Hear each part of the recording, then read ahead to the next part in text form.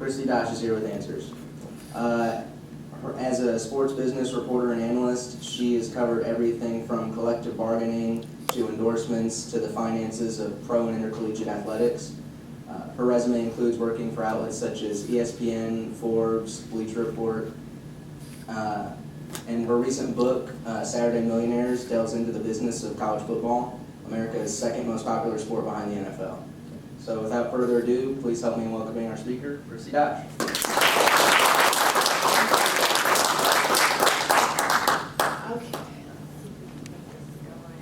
Thank you guys so much for coming out. I really appreciate it. I tried to pull some Louisville-specific numbers for you because I think it's always more interesting when you can see how your school is doing financially and particularly how they're doing compared to other schools. So I've got a little cheat sheet here with some Louisville numbers. But what I want to start with is sort of a bigger picture look. And actually, this is going to take us out to the internet and it's going to take us a minute to load. But kind of a bigger picture look at FBS, which is the highest level of college football, 10 conferences. You've got the Power 5, of which you all are part of, and then you've also got the Group of 5 sort of below that. And one of the more interesting things I learned when I started covering college sports as a reporter, I was a practicing attorney first, and started covering the business side of college sports as a contributor at Forbes. And didn't know that much about it except what I knew as a college football fan.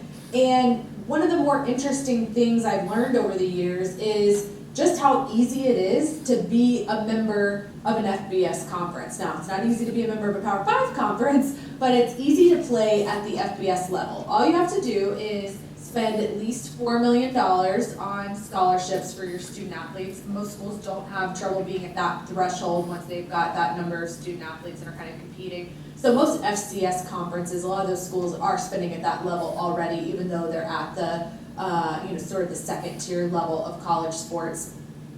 Have to have attendance over, I can't remember if it's a 2 or 3 year period of 15,000. On average, you have to play a certain number of FBS opponents. There's no requirement that you generate a minimum level of revenue. There's also no requirement that you spend a minimum amount. Now, whatever conference you're trying to join might have something to say about that and might be looking for certain things in those categories, but there is no baseline for that. So it's actually incredibly easy to decide that you want to play at the FBS level. We've seen that recently. I'm from Atlanta, so easy sort of references for me, Georgia State, which is now playing at the FBS level. Georgia State didn't even have football when I was in high school and choosing colleges. It was very much a commuter school. I didn't know a single person from my graduating class who went to Georgia State. My brother's 8 years younger than me. Tons of people from his graduating class were going to Georgia State. Once they built the dormitories for the Olympics, more people started living by campus, and it really became less of a commuter school and more of a traditional student body, and they decided to add football and that they wanted to play at the highest level. Kennesaw State, which is also in Atlanta, they started playing football this season. They will be playing at the highest level, and there's a lot of these examples all across the country. And we can get into why schools are choosing to do it if that's something you guys want to talk about. But one of the more interesting things to me is how different the athletic departments at this level are, how huge the disparity is in a number of ways. So I want to give you guys this sort of big picture look at FBS athletic departments and the disparities, and then we'll talk a little bit more about the details. And I've got Louisville's numbers just to give you some examples. So the biggest athletic department in the country in terms of the number of student athletes in the athletic department is at Cal, 895 student athletes. And these numbers are from the 2013-2014 school year. So 895 student athletes. UTEP on the small end, 280 student athletes. So vastly different size athletic departments. The NCAA does say to be at the FBS level, you have to have 16 sports. I looked up Louisville, and 23 sports was what I had on the last report that was filed. It's not uncommon for schools to have more than that minimum, but there are some schools playing at this level that do have the bare minimum because that's honestly all they can afford to do. So just to give you an idea, the median around FBS was 468, and at the time that I pulled the numbers, you all were at 573 student athletes. So a little above the median, which is great. That means you're giving more opportunities to student athletes, both who are on scholarship and not, to have that opportunity to go to college and play their sport. Athletic department revenue, pretty big gulf between the largest athletic department in the country in terms of revenue, which is University of Texas at $165.7 million, low-end Louisiana Monroe at just over $9 million. So that's a pretty big difference for schools who technically could be competing against one another. The median is 57.6 million. You all were at 96.2. So almost twice the median here. A huge part of that is basketball, and I'm going to talk about that in a little while. This is great because normally I go to schools where football is a much bigger deal, and all we talk about is football. And basketball is like some sort of cliff note on the side, but I've got great basketball numbers I'm going to share with you guys in a few minutes, and how that affects your overall revenue here. So athletic department expenses, this is actually kind of an anomaly for this 1 year where Wisconsin's expenses are so high. They were building some new athletic facilities, and they had moved money over from their athletic foundation over to the athletic department for the facilities, and then that money obviously went out for the construction of the facilities. So they were at 143.9 million. Texas was right behind them. Generally speaking, Texas is the highest for revenue and for expenses. They do field quite a few sports, although not the most. Ohio State and Stanford are towards the top in that respect. But they've got all that money from Longhorn Network. And if you guys want to talk about Longhorn Network later, we can talk about that. I was at Texas A&M a couple weeks ago, and they were really interested to learn more about that and whether I thought it was a success or failure. So when we go to Q&A, if you want to talk about Longhorn Network, I'm happy to do that. But generally speaking, they would be the highest. It was just this 1 year that Wisconsin was there. The median, 53.6 million, and poor Louisiana Monroe at the very bottom at 9.2. It's going to feel like I'm picking on Louisiana Monroe because they're going to be the bottom in just about every category I'm about to show you. And I joked this morning with a group I was talking to and said, they're never asking me to come speak. I just pick on them in this whole presentation, so I don't think that I'm welcome there. But expenses here, 94.4 million, so about a $2 million surplus was in there for the year that I looked at. Now that doesn't mean that that's just sitting around in a vault somewhere. Schools use that in a number of different ways, whether it's to shore up reserves for down years. A lot of schools donate, the athletic department donates back to the university, and that's something that I will talk about later on in the presentation, but Florida sends over $6 million a year back to the university. I'm going to show you an example with Ohio State. They're paying $1 million a year for a library renovation at Ohio State. At LSU, they send money back for street beautification projects and for new classrooms. So when you read these stories about how greedy athletic departments are and how they're degrading the academic mission, keep in mind that actually there are a lot of athletic departments out there that are doing some amazing things for universities and are sending quite a bit of money back. Not everybody's able to do that, but the ones who have the ability to seem to be pretty good about doing it. So something interesting I found when I was looking into this, and I don't know, I don't want to ask you guys if this is something you do or don't know, but I will admit to you it's something I did not know when I was just a college football fan. I did not know that the athletic department essentially writes a check back to the university for the tuition, room, and board of the student athletes. I thought that was something that was sort of comped at the university level, the way an academic scholarship would be comped. I had no idea that that was actual money passing from athletics to the university. So I wanted to give you an idea of just how much money we're talking about. The highest is at Stanford. They send $19.5 million a year over to the university for the tuition, room, and board of their student athletes. $19.5 million. The median at the FBS level is $8 million. Poor Louisiana Monroe at $2.9 million. You guys were at $10.1 million, so a little ahead of the median, but again, you were a little ahead of the median for number of student athletes, so that's obviously going to impact that, but that's an enormous expense for athletic departments. So when you hear about all the money that comes into athletics for TV and that sort of stuff, and we're going to talk about that in a little more detail later in the presentation, but keep these numbers in mind too, the money that's going out the door for the student athletes. The average aid expense per student athlete, I little pop-up here. The average aid per student athlete, I just wanted to give you an idea. Vanderbilt's on the high end. Obviously, you're going to see private schools be on the higher end for this.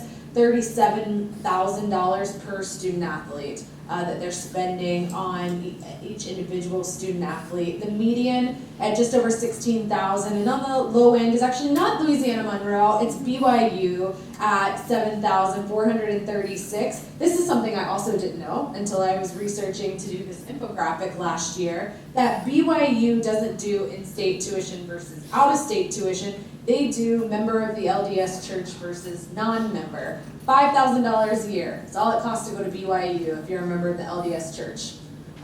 Very cost affordable.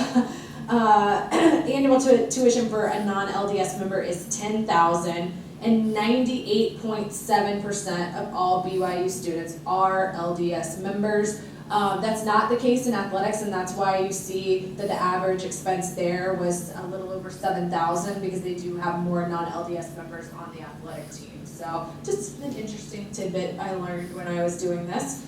And then recruiting expense. I always share this one because people always ask about recruiting expenses. And I think I misspoke earlier and said this was from 2013, 2014, but my little note at the bottom says 2012, 2013, so I was a year off. This is kind of misleading because it covers all sports, and like I said, some schools carry the bare minimum 16, some are at 23, some are at 30. So it's a little misleading. Some schools are in a location where they essentially don't have to travel to recruit.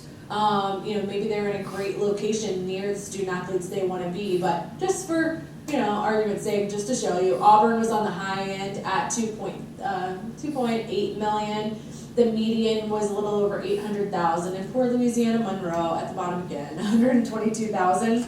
Unfortunately, I did a bad job and did not write down Louisville, so I'm sorry that I can't share that number with you. I always try to add in specific school numbers, and I was doing it off the top of my head, and I forgot I had that category. So what I do have is some basketball numbers that I think are fascinating. I write a piece almost every single year about Louisville basketball from a financial standpoint because it is amazing. I mean, truly amazing what this athletic department does with men's basketball financially, okay? Louisville basketball, $42.4 million in 2013-2014.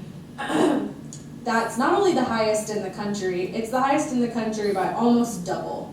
The next highest is Syracuse at $26 million, Kentucky's at $23.2 million. So a huge gulf between Louisville and other schools that have what we would consider, big time basketball programs. Does anybody want to guess why Louisville makes so much more from basketball than schools like Syracuse and Kentucky and Duke, who are equally as successful on the basketball court over the long term? Beer sales is a very, very, very tiny percentage.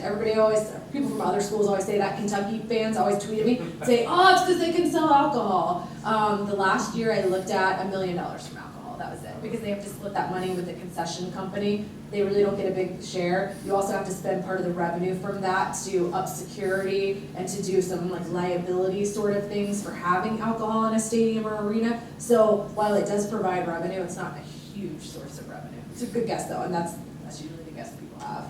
Yeah. Luxury boxes? It is luxury boxes. So, $21.5 million of the 42.4. Let's just say roughly half is from donations. And those are donations tied to suites and premium seating, donations you are required to make to have the ability to buy tickets. And that's not unique to Louisville. I mean, that happens everywhere. However, it is unique at Louisville from a basketball perspective. Syracuse does have suites, but they don't have as many suites as Louisville has, and they also don't have the demand, okay? So Louisville was at 98% capacity for basketball games the year I looked, which I think wasn't this past season, but the one before. Syracuse was only at 64%. So they don't have that same level of demand because the Carrier Dome is cavernous. If you've never been there, big place to try to play college basketball, a big place to play anything. And so they don't have that same level of demand, and so they can't attach those giant donation numbers to their premium seating and to their suites. So even though they have them, they don't have that same revenue opportunity. Kentucky doesn't have suites, Duke doesn't have suites, Kansas doesn't have suites. A lot of the sort of big basketball schools don't have suites, and so they don't have that option. And this morning when I talked to the sports administration program, they said, well, why don't they just all put in suites? And that's a really good question, because they are missing out on millions, if not tens of millions, if not hundreds of millions over a few-year period by not having suites. The problem is, most of these schools have facilities that they don't want to move out of. They want to renovate the facility that they have. They want to retrofit it for suites, and that's not always possible. Duke, I know, has already done a study looking at how they could add suites to their arena. I think they were only going to be, don't quote me on this, but I think they were only going to be able to add something like 8. You all have 72. Not a lot of room at Cameron to add suites. Kentucky had suites in their original renovation plans for Rupp, and then they were gone, and then they came back, and now my understanding is the whole plan is on hold. Who knows if they will renovate, who knows if they'll have suites. So that's where they're at, but same thing, they were gonna have to retrofit Rupp to be able to have suites. And that's really been an issue. I mean, you guys had suites even when you were at Freedom Hall, so even when I used to look at the numbers back then, you still had the highest revenue in college basketball every year. And what's more amazing, and I wish I had the exact numbers for you guys, but what's even more amazing is that I, 2 years ago, took the revenue numbers for every football program at the FBS level and also every basketball program. And I ranked them together. Instead of ranking like the top football programs and the top basketball, I merged everything together and ranked them. And Louisville basketball came in either 16th or 17th behind football schools. But that means you're making more money on basketball than 15 or 16 schools are making on football. I mean, that is just mind-blowing to me. And so I write about it every year because every year my article reaches people who've never heard that before, who are so shocked, and you know, all of them who aren't Louisville fans are so mad, and they think it's beer sales, they think it's all sorts of things, you know, you must be doing something dirty and underhanded. There's no way you can make as much money as all those football programs make. Now that's going to start changing. You're going to have SEC and Big Ten schools who are going to pull away because of the revenue coming in from Big Ten Network and from SEC Network, so it's not going to be true forever, I don't think. But I think you're still always going to be pretty high, and I don't see any of the other basketball schools catching up. So fun little tidbit about Louisville. And if you guys want to ask more questions about it, we can talk about it more later, but that's sort of my fun Louisville specific information for you guys. Okay. So one thing I always like to talk about is how athletics fits into the university picture as a whole, because I think we hear a lot more about athletics. We were just having a conversation out here in the lobby beforehand about athletics and academics, and I said I tweeted a picture from Texas A&M a couple of weeks ago of their renovations at Kyle Field, their football stadium, and somebody tweeted back at me and said, I don't care, what do their biology labs look like? And I was like, I don't know, I'm a sports reporter, they did not let me into the biology building. I am here to report on the renovations at Kyle Field, but okay, I get it. And I'm going to show you some headlines and a couple of slides that have been out there about how athletics is degrading academics and it's ruining universities. And so I just want to give you a little bit of perspective. I'm not saying those people are right or wrong, let's put it in perspective, okay? There was a study done, and unfortunately the study was done, I think 2010, so it's a little old at this point. I did actually ask the people who did the study if they're going to redo it, and they are not currently in the process of updating it. I wish that they were, but they looked at average spending on athletics versus other spending at universities, and they found that on average, only 6% of a university's budget is athletic expenses. It gets a little funny because some schools, their athletic department is a separate 501c3 from the university. Not at a lot, but at some universities, for example, I think at Ohio State and at Florida, both, the athletic department is a separate 501c3, so that throws the numbers off a little bit. But generally speaking, athletics on average accounts for 6% of all university spending. So even though we hear a ton about athletics, and it's, people call it the front porch, the front door of universities, whatever you want to call it, yes, it's what gets the most media coverage at most schools who play at this level, but it is not the biggest source of revenue or the biggest source of expense. And I thought some of this is just stuff I come across when I'm researching. I'm like, that's so interesting, I want to tell other people about it. So this is like, so 6% is the athletic spending, okay, 42% is, instruction, paying your faculty, student services, academic support, operations, maintenance, scholarships, sort of everything you can think of at a university. But there's something else at a lot of FBS universities that accounts for 36% of overall spending. Anybody want to guess what it is? Administration. Nope. I've never had anybody get it right in a presentation. but now that I started periscoping a lot of my presentations, so I think people are gonna start getting it more. Hospital. A lot of FBS universities have hospitals. In fact, the majority have hospitals associated with the university, and that accounts for 36% of university spending. So even though athletics gets all of the newspaper time, a lot of times the hospital actually brings in more revenue and is a much bigger expense. So I always just think that's fun to tell you guys about. And just to give you kind of the high end and the low end, I think I have that, yeah. For athletic expenses, the highest they had was 20% at TCU, that 20% of their spending was on athletics. I still think that number's a little weird, and I never got great clarification on why it was so high. And then the low was 1% at UAB, and if you know anything about UAB and what we just talked about with the hospital, okay, part of it is they do underfund athletics, okay? And in the interest of full disclosure, I was in the consulting group that just wrote the report they used to bring football back, so I'm well aware of their financial situation, and they did not spend a lot on athletics. But even if they spent sort of average amounts on athletics, their hospital and their med school are really their bread and butter and are the core part of that university. So that's why you see the low be at UAB at 1%. Okay, so these are some of the headlines I was talking about. These are all from major newspapers like the Wall Street Journal, the New York Times, those sorts of papers. Top public colleges and NCAA favor sports over academics. At many top public universities, intercollegiate sports come in academic price. And then there was a study that was done on what's spent on student athletes versus what's spent on other students in the student body. And I hate this study. I hate it. It's not apples to apples. It's so misleading. People pulled this graphic and put it all over the place. Nobody read the fine print. So I just want you to know, because they do this every year or two, it's an AP study, but it's usually in USA Today. And I just want you to be armed with the knowledge so that when you read it, you know what you're reading. They do not, on the sort of regular student side, include tuition, room, and board, which is included on the student athlete side. You've got travel on the student athlete side, equipment, uniforms, medical expenses. So just to give you an example, and I have this from University of Central Florida from another talk that I did, but grants and aid for their student athletes, $7 million, travel, $3.5 million, equipment and uniforms, $1 million, medical, $500,000. Those were all expenses that were on the student athlete side of the equation that were not on the regular student body side of the equation. So I think these numbers mean nothing. You're not comparing apples to apples here. So as you can tell, I'm very passionate about it. I don't like it. So when you see that pop up this year or next year, you can say, I remember Kristi told us those are bad numbers. I also want to give you guys an idea of other money that athletic departments send back to universities. It's called transfer pricing, if you're not familiar with that, and it essentially means most of these are transactions that are happening that are not at market rate. So if these were unrelated entities and they were contracting for these things, the rates would be different. But because they have a relationship between the university and the athletic department, a lot of times the university comes out on the better end of these transactions. And so the economist who did the work on this, and on the next slide I'm going to show you, his name's Brian Goff. He's over at Western Kentucky University.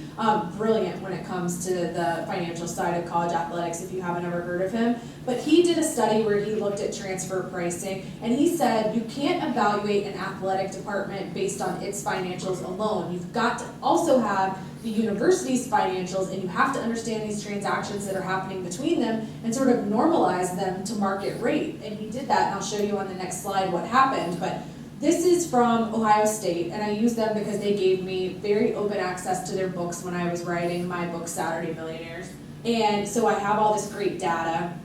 They paid $5.2 million towards university overhead. You've got the grants and aid, $15.7 million they're sending back to the university for tuition, room, and board. They gave $350,000 a year to WOSU, their on-campus television station.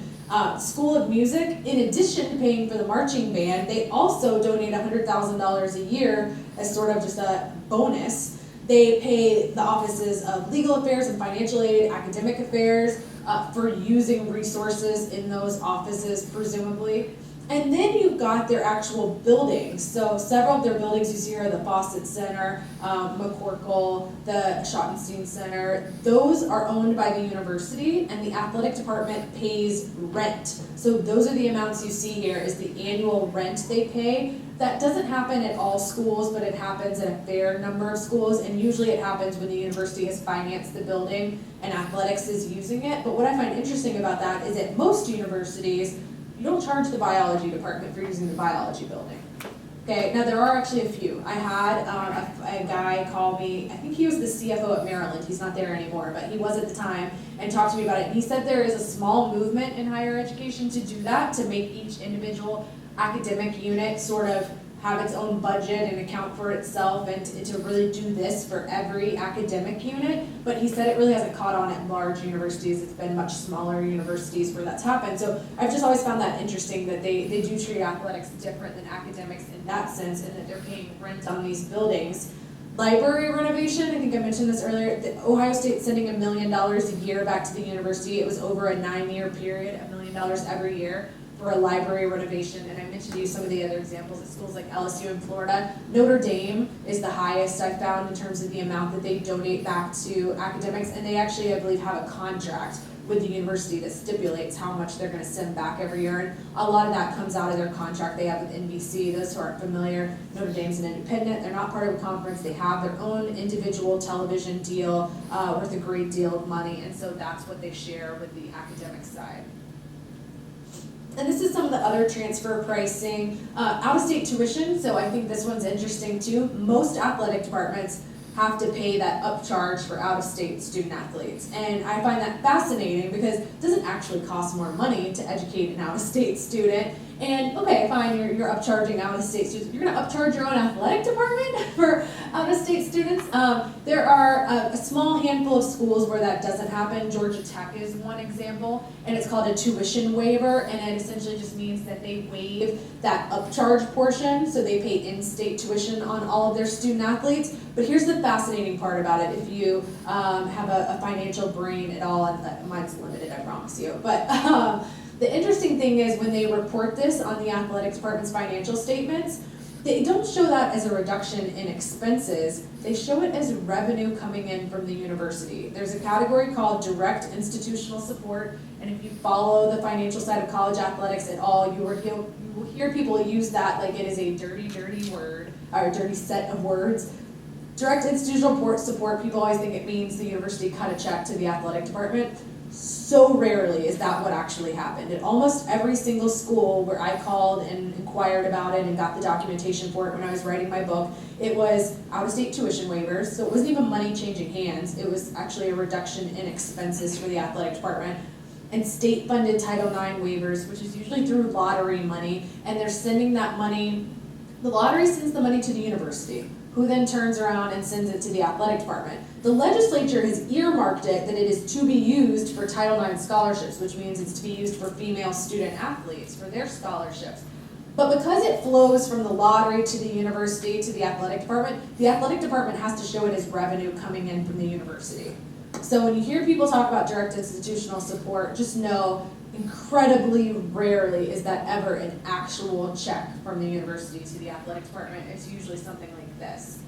Licensing, I know a few of you have got some Louisville gear on. You know, a lot of times what drives the sale of licensed gear, like t-shirts and hats and sweatshirts and that kind of stuff, is athletics. It's not the only reason you buy that kind of thing, but certainly that generates a lot of the sales and a lot of the interest. But most athletic departments split that money with the university 50-50, and I did find quite a few cases where it was split 60-40, with the university getting the higher percentage of that.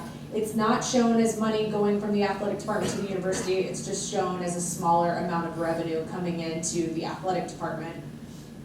Some schools, they have gift assessments. It's funny because I tweeted about this when I learned about it probably 4 years ago when I was researching for the book, and I had an AD at a major school send me a direct message back and say, where is this happening? He had never heard of it before. So at some schools, the university actually taxes the athletic department on the donations coming in. The highest is at West Point at 12%. So every time the athletic department gets a donation, they've got to give 12% of it to the university. It is not shown as money going from athletics to the university. It's just shown as a smaller amount coming into athletics. So if you donated $100, West Point would only show 80 coming into the athletic department. They wouldn't show the money moving over to the university. So I've always thought that was sort of interesting that they call them gift assessments, but sort of like a tax on their donations. And then discounted tickets for faculty and staff. So Oregon did a really interesting study on their ticketing a few years back, and they found that they lose about $80,000 a year on faculty and staff discounted tickets and $1.9 million a year on student discounted tickets. If they had those tickets and were able to sell them at market rates to just any fan, they would make more money. So they're saying they lose money by discounting those for faculty and staff and also for students. So Goff over at Western Kentucky looked at Utah State and Western Kentucky, and he got a hold of their athletic department financials and their university financials and looked at whether or not athletic departments really lose money. Because you'll see, if you follow college sports, every year a report comes out that says somewhere between 22 and 24 schools operated in the black. And it'll talk about all the schools that lost money, and college athletics is just this enormous drain, and it's all these like tales of woe, and even the NCAA puts out a release where they'll say only 22 schools, actually had net revenue this year. But it's a little misleading because of all of these sort of transfer pricing transactions. So Goff looked at Utah State, normalized all the transactions, and said instead of a $700,000 loss, which is what they reported, they actually made $366,000 if you did market rate transactions between the university and athletics. And at Western Kentucky, where he teaches, the reported loss was $1.2 million, and he decided it was really only about $300,000. So just something interesting to keep in mind, that it is really tough to judge an athletic department on their finances alone. You really do have to understand that relationship that they have with the university. Okay, so this is my favorite, and I didn't even think about it till I was doing it with this class this morning about Petrino actually being here now, because I've used this as my example for several years. Okay, I do this at every school I go to, and I do it in every booster club I go to. I get opposite results at schools versus booster clubs. I did it at Arkansas and got a result I've never gotten before from students, but I did it here today, this morning. I'm not going to tell you what happened, but I was a little surprised, okay? So when Bobby Petrino was at Arkansas, he made an average of $3.53 million per year. How many of you think that he was overpaid? Anybody? I don't know, almost half of you. Okay, so normally when I do it at schools, almost everybody raises their hand. And when I do it at booster clubs, no one raises their hand. I did it at Arkansas, no one raised their hand. And in fact, they asked me how they could get him back, and that was before he was at Louisville, but because I did that a couple of years ago, but they just wanted him back. So students, I think, usually say he's overpaid because you think, gosh, like I would love to make that kind of money. I'll probably never make that kind of money. And you think, what does he do that he deserves that kind of money every year? But let me tell you about what he did do at Arkansas. And I'd be interested to see after a few years what he's doing here. But from Houston Nutt's final season, the previous head coach at Arkansas in 2007, to the 2010 season under Petrino, donations at the University of Arkansas for athletics rose by 359%. Okay, in 1 year, from the 2009 season to the 2010 season, donations grew for football 80%, from 8.6 million to 15.4 million. Okay, so remember 80%. Over the same time period, other SEC schools, Auburn was at 15%, LSU 13%, Florida 10%, Georgia 4%, and all of those schools had pretty recent success on the field. And normally when we see studies about the impact that a football or basketball program has on a school, it has to do with going to a BCS game or a college football playoff game, March Madness, winning a national championship. Those stories aren't ever really about the coaches, but that's why I find this so interesting. Arkansas didn't win anything while he was there. They didn't win a national championship. I mean, they were good. They got better than they were under Houston Nutt, and they probably really wish they had him right now because they're having a rough season so far this year. But I just want to give you an idea of the impact a coach can have, because donations are an enormous part of an athletic department. At most schools, donations account for twice as much money as television. Now, there are some SEC and Big Ten schools where that is changing just in the last year because of Big Ten Network and SEC Network, but up until a year ago, it was pretty much much true at every single school. It didn't matter if it was, a Florida or an Ohio State at the very top of the revenue pool or Middle Tennessee down at the bottom. Most schools make twice in donations what they make from television. And coaches can have a huge impact on that, okay? Not only is it the demand, like we talked about with basketball here, and the fact that having a great team, makes attendance go up, and then you can, tie larger donations to seats and to suites, but some coaches are naturally gifted with donors. Some coaches, donors just love, and they're willing to write a little extra on that check, and not just the minimum that's required for their ticket. So there have been several studies done on this, and there's several schools you can look around at and see the impact a coach has had there. I've had booster clubs tell me their coach is the opposite. I had Florida State boosters tell me they like Jimbo Fisher because he wins, but they don't really like Jimbo Fisher. They don't think he's warm and fuzzy, and they don't get pumped up when they have meetings where he's a speaker, whereas other coaches are very dynamic when they get in front of donors. I've never been with Petrino when he was in front of donors, but I've heard, at least at Arkansas, that he was fantastic, and the numbers show that. Football revenue while he was there grew 54% from around 40 million to over 61 million. Auburn won a national championship during that time period, and theirs grew by 13%. Okay, Arkansas 54%, Auburn 13%. LSU was doing pretty well during that time period too. They only saw 13% growth. Licensing revenue grew while Petrino was there. He was part of a new Nike contract they got at Arkansas, and coaches do have a big impact on those apparel contracts a lot of the time. Their apparel contract went from $2.3 million a year to $8 million a year. There's a general trend upwards in college sports in general, but certainly he didn't hurt. And this is my favorite, okay? Arkansas started the 2012 season ranked 8th, okay? He was supposed to be the coach there in 2012. If you follow college sports at all, he got caught on a motorcycle with a young lady from the athletic department and was unceremoniously dismissed, and that was the end of Bobby Petrino at Arkansas. Arkansas fans would take him back in a heartbeat. There's not a person there who holds it against him. They all want him back. So they started that season ranked 8th. I mean, they were supposed to have an awesome season in 2012.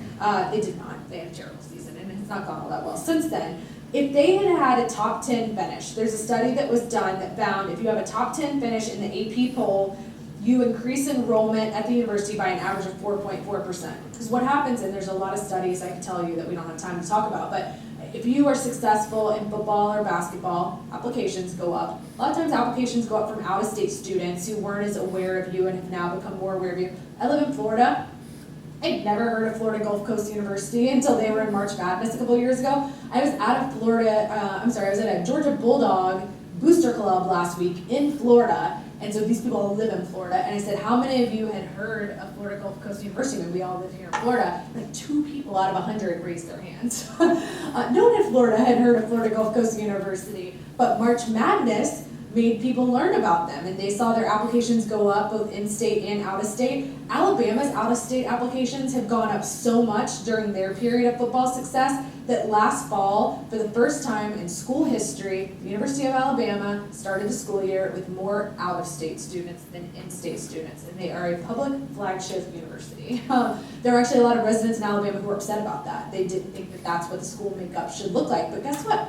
Out-of-state students pay more money, so schools like to admit them. So this study found if you finish in the top 10, enrollment increases by an average of 4.4%. So I did the math, and if Arkansas's enrollment increased by that percentage and their in-state and out-of-state numbers stayed in the same proportions they already were, Arkansas would make an additional $9.6 million per year that those students were enrolled. So a successful season can have a really big impact. And there are dozens of studies. And those of you who bought my book tonight, if you still want to buy it, I still have some. Or if you've read my book, I did a whole chapter that was nothing but the impact athletics can have on the university from a positive perspective with applications, enrollment. State appropriations go up. Public schools see their state appropriations go up. One, they bring lawmakers in to schmooze in the suites at games, and they develop these good relationships with them. But there's also this sort of effect that happens when you're good at football or basketball, where people's entire sense of your university goes up. And one of the studies, and I don't have it written down here, but I remember it from my book, one of the studies looked at U.S. News and World Report rankings.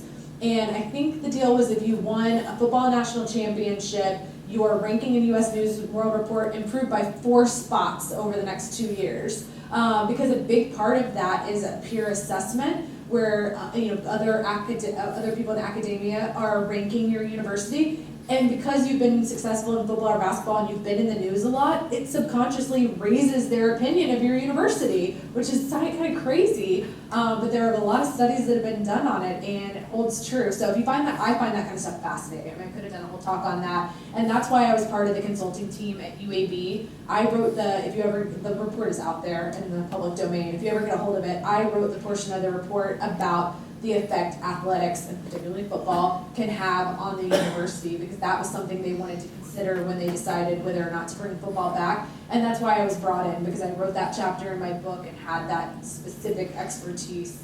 So that's why I was brought in to work on that consulting study. So I find that stuff fascinating. So if you have questions about it, I would be happy to answer them. I'm gonna do one more before we go to sort of questions and answers, because I'd rather talk about the stuff you guys want to hear about than all the stuff I have in here. But I want you to understand that best case scenario, okay, I told you have to have 16 sports at the FBS level. Best case scenario, you have 2 sports that make money, football and men's basketball. Those are your only opportunities to make money, okay? I have found in the past as much as 5 baseball programs in the entire country in a single year that made money. When I say they made money, like $1,000 or something, like they were, they had a positive number, 5, and that's not every year, that just is some years.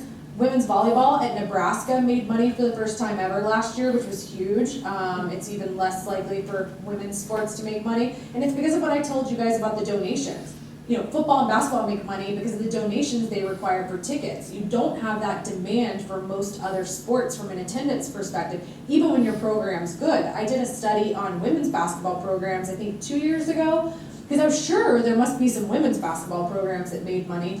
There were not a single one in the entire country, not at Tennessee or UConn or anywhere where you would expect it, because their donation numbers aren't that high.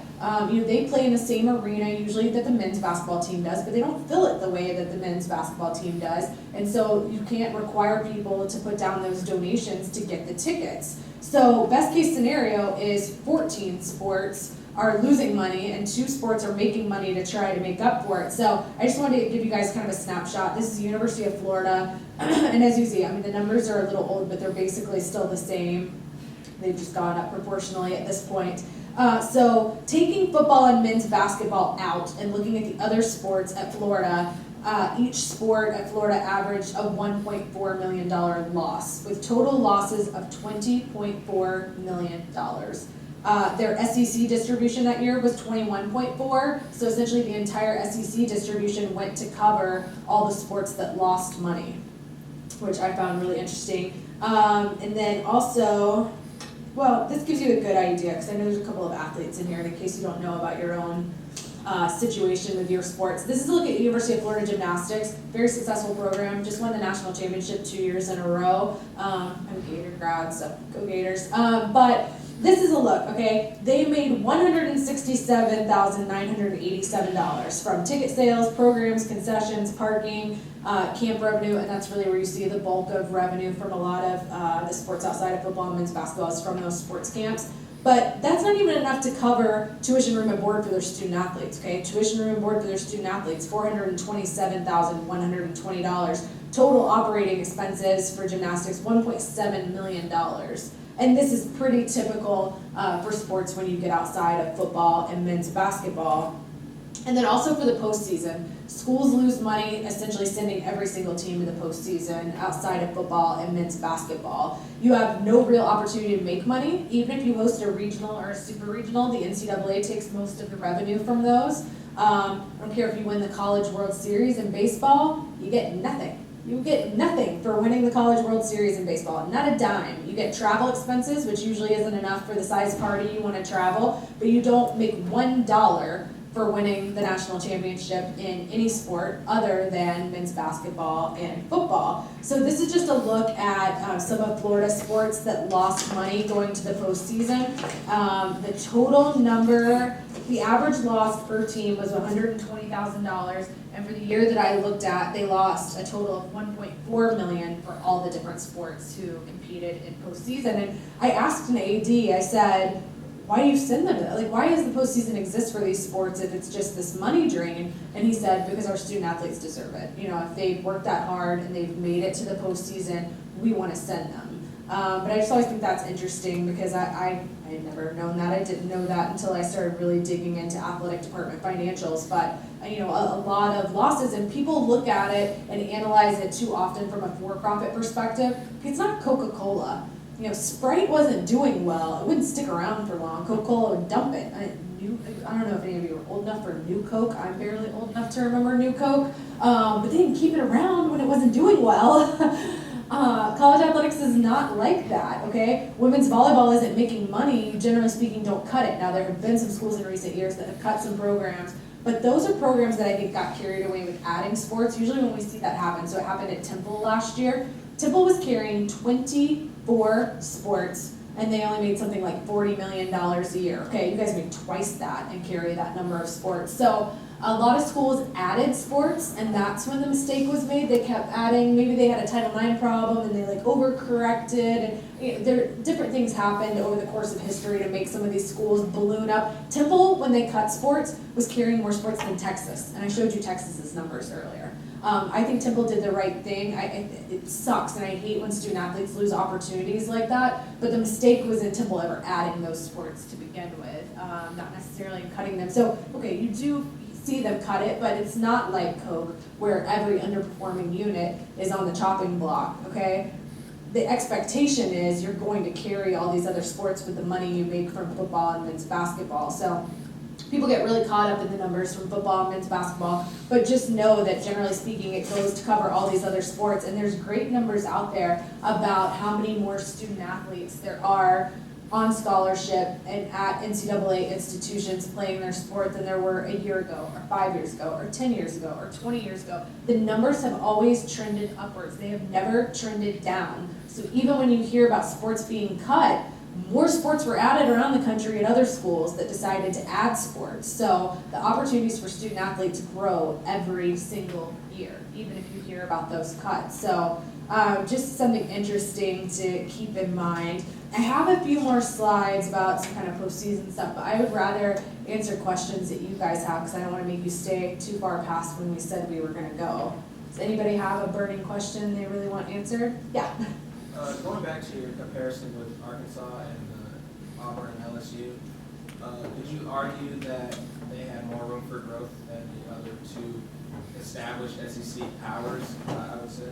LSU did have higher numbers, Auburn didn't. Auburn was pretty similar to Arkansas at the time. Auburn has grown since then. They've had better performance on the field since those numbers were originally pulled, and since the time that Petrino was at Arkansas. But Arkansas and Auburn's numbers are pretty similar. LSU was higher. But I really do think that a coach can have a huge impact. Les Miles is wildly successful at LSU. The donors love Les Miles. I love Les Miles. I love going to SEC Media Days and listening to what he's going to say because he's highly entertaining.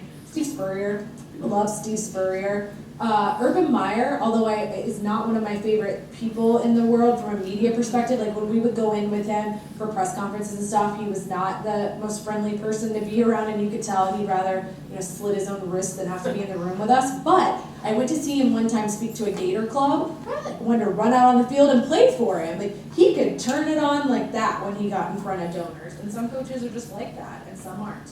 And it does make a big difference because I've sort of spot checked around when I know donors really like a coach or don't really like a coach, and I've kind of looked at the numbers, and they really do trend pretty closely with the coach and also pretty closely with how the team's doing on the field. Yeah, way back in the back. Wouldn't more credit be given to the athletic director, like for Tom especially, because the vision he had and how he sold the boosters and the city and everyone to buy into his thing 18 years ago, and yeah, how, I mean, so. At Louisville, absolutely. I don't think that's true at every school. Here, 100%. I did a chapter on athletic directors, and he's who I profiled. And I always say, if I was hiring and I could have any athletic director in the country, and I'm not just saying this because I'm here, Tom Jurich is who I would hire. He was the first athletic director I ever interviewed as a reporter. I came on campus. He took my husband and I up in the box with him for a football game, and I watched him work that room, and in a genuine way, okay? He was not faking it, but he has an ability to make every single person he talks to feel like they're the most important person in the world. It's funny because I told this story in the class I spoke to earlier today, and a girl came up to me afterwards and said that she had met him and felt the exact same way. He has an ability to make every single person feel like they're the most important person there, and that's what you want from an AD. That's not what just happened at Texas with Steve Patterson, who just left. He had the opposite effect. He was extraordinarily polarizing there. The donors didn't like him. He wasn't communicating well with them. He didn't know how to have that relationship with them. So that's such an important part of an AD. So absolutely, at some schools, I think so much of the credit goes to the AD. I 100% think that that's true here, and that he has transformed Louisville, and I wrote about that in my book because I really do believe that. But at a lot of other schools, the AD turnover happens pretty fast. And so I think it's kind of on a case-by-case basis. At some schools, I would say the AD is more important. At some schools, it's the coach, and at some schools, it's both. Yeah. I got a chance to work with Tom Gerich in student government, and that's You feel the same way? That's exactly the way I describe it.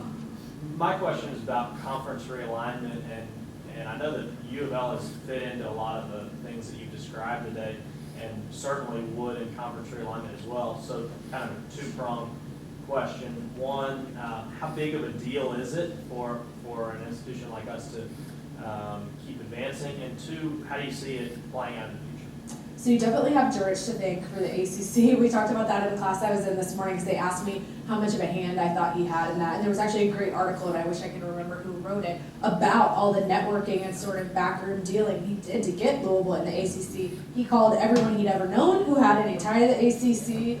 He called in favors. He, really went out and promoted Louisville. And I think there's a lot of athletic directors who wouldn't have done that, who that's either beneath them or it just doesn't feel comfortable for them, or they feel like the conference should come to them.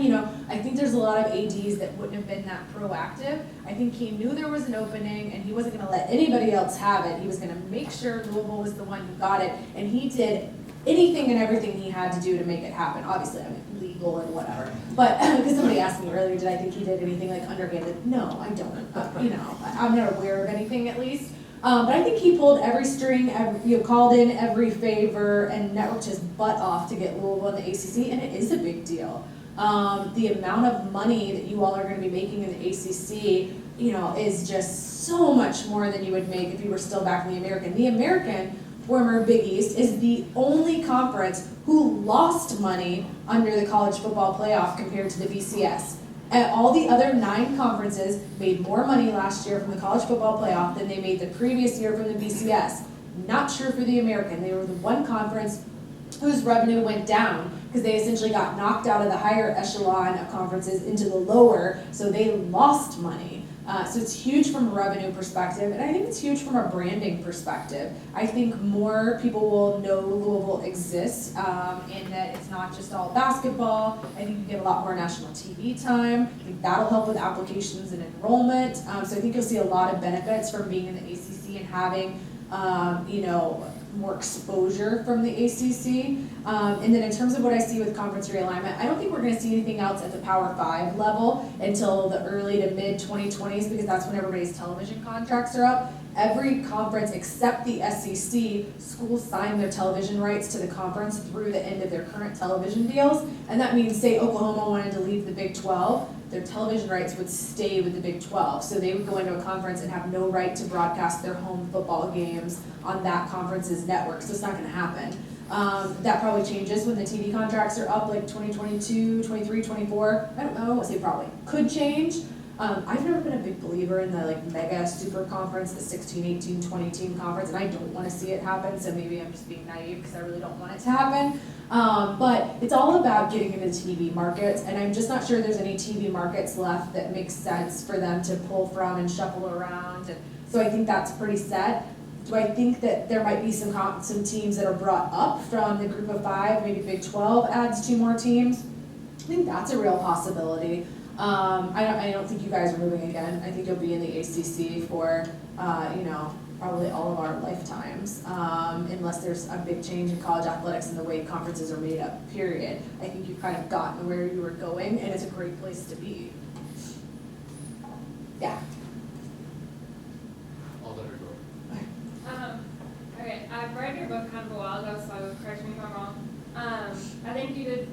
chapter on paying college athletes. Yeah. And how it probably wasn't financially feasible. Yes. So that's kind of a two-part question. With the new cost of attendance rules, do you think that something like that's going to last? And second, if you do, with all like the lawsuits at O'Bannon, like the Northwestern Union stuff, do you think it'll continue to grow?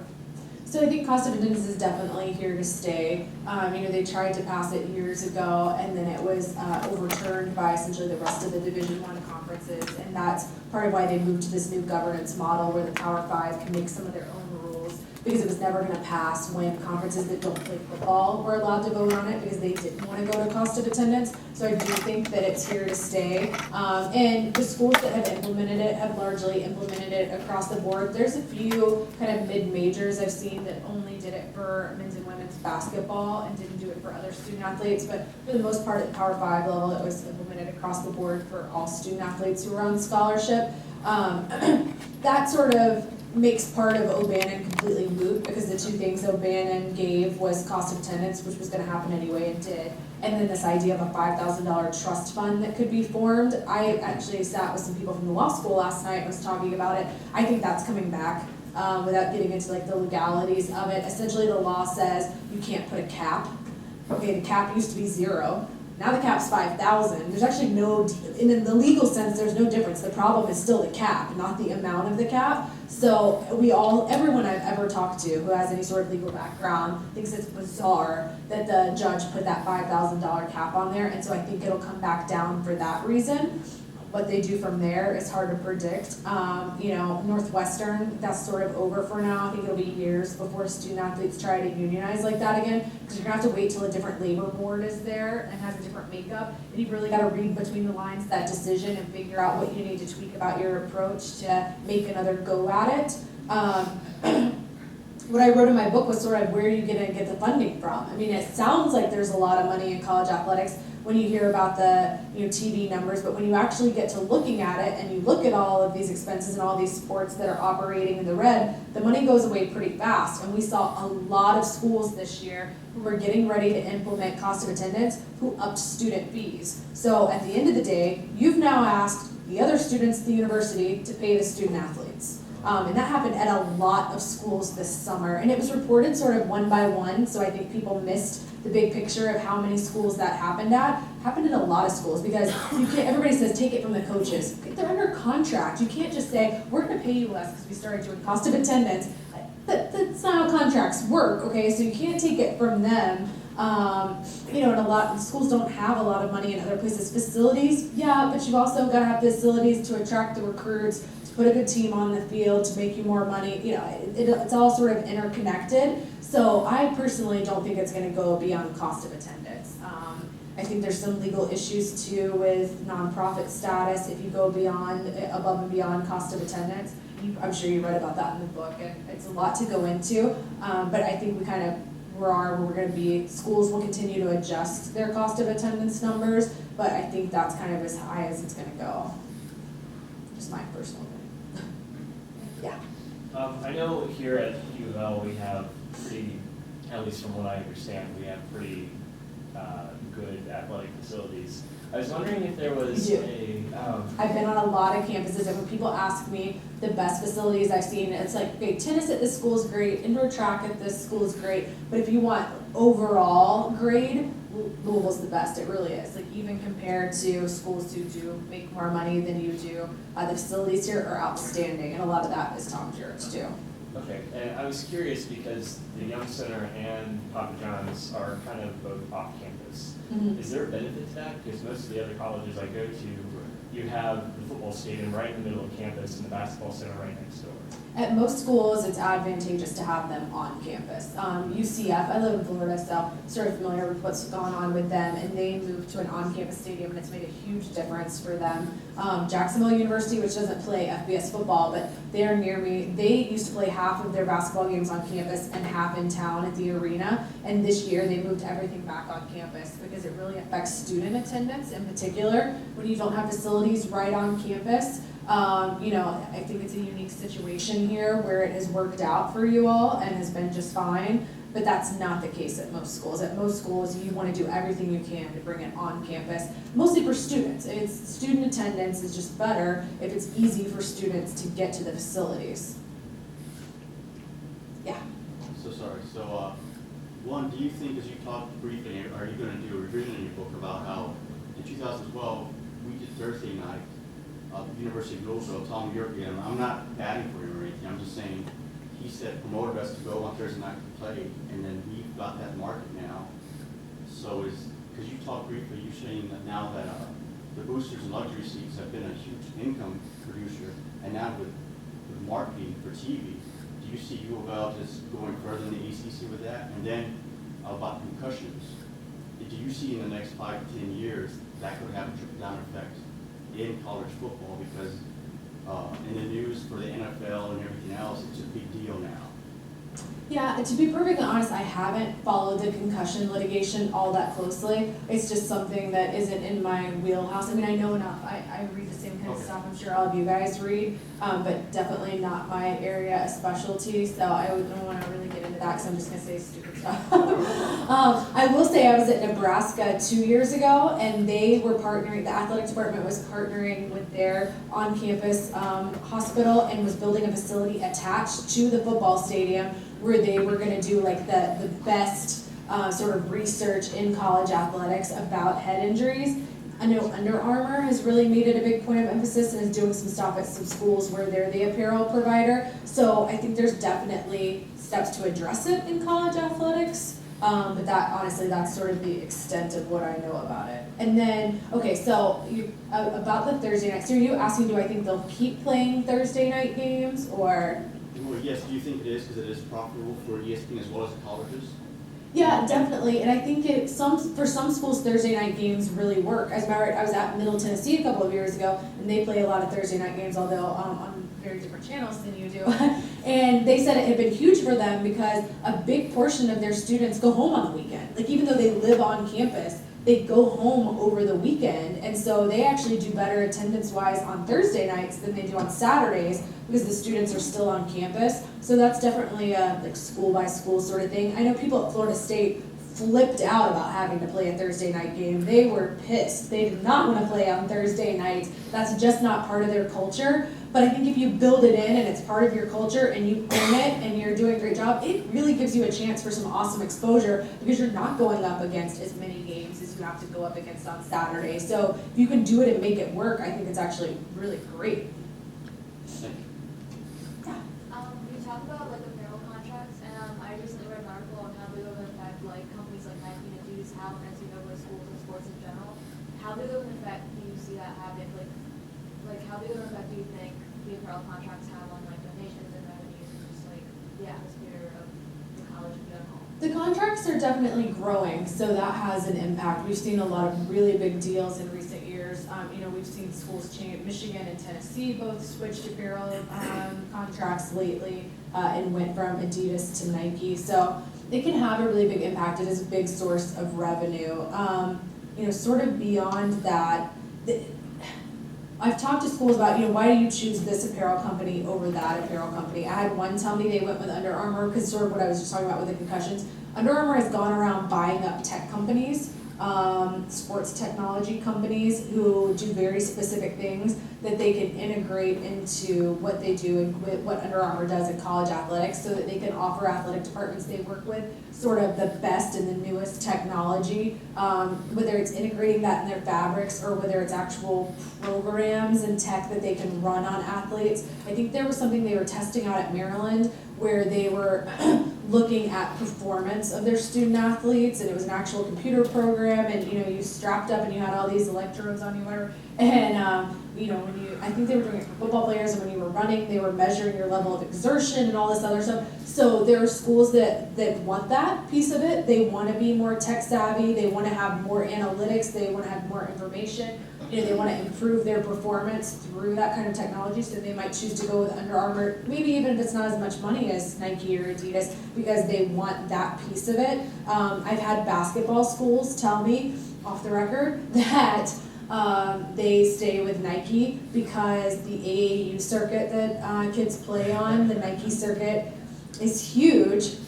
Adidas and Under Armour have them too, but Nike is huge. And I actually had a guy tell me recently who played college basketball, he purposely went to a Nike school because he wanted a shoe deal when he graduated, and he heard the easiest way to get a shoe deal was to have been Nike all the way through, like do Nike AAU, go to a Nike college, and then sign with Nike when you graduate, and he wanted a shoe. So I know athletic departments have looked at that, and I'm trying to remember if it was Calipari or which basketball coach, but pretty recently, one of the big basketball coaches talked about the advantage of being a Nike school from a basketball perspective. So there are little things like that that come into play, but it's very much a school by school kind of thing. You can get similar money from the three companies. It's about which one you have a better working relationship with, which one offers you those sort of intangible additions. And I heard that Tennessee, I can't remember if it was Tennessee or Michigan. One of them left Adidas because they said, I think it was Michigan. Michigan said part of the reason they left Adidas was because Adidas could never get their maize color right. I'm like, really? Adidas couldn't figure out your color over